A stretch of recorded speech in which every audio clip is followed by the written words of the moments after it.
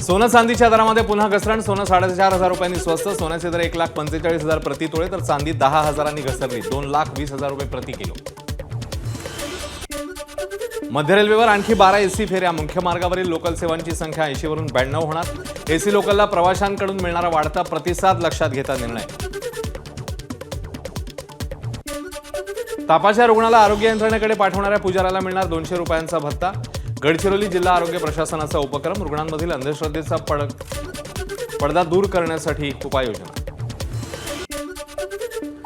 Digital arrest cyber फसवणूक प्रकरणी सीबीआयची देशव्यापी मोठी कारवाई. 16 राज्यातल्या 80हून अधिक ठिकाणी छापे. चेन्नई आणि कोलकाता येथून दोघांना अटक. बनावट संकेतस्थळ आणि मनी लॉन्ड्रिंग रॅकेटचा पर्दाफाश. मुंबई विमानतळ परिसरात रिक्षा चालकाकडून प्रवाशांची फसवणूक. अंधेरी ते बोरिवली प्रवासाकरता विना बुकिंग 350 रुपयाची मागणी. रिक्षात बसल्यावर भाडं वाढवत 500 रुपये देण्याची सक्ती. सहार वाहतूक पोलिसांची बनावट ग्राहक बनून कारवाई. आरोपी विरोधात गुन्हा दाखल.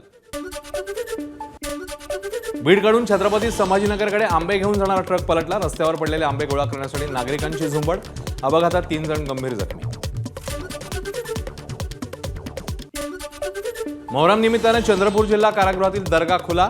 गैबी शाह वली दर्ग्यात भाविकांची 2 दिवस दर्शनासाठी गर्दी. 400 वर्ष जुना दर्गा गोंडराजेंच्या राजवाड्यात. इंग्रजांनी राजवाड्याचं रूपांतर कारागृहात केलं.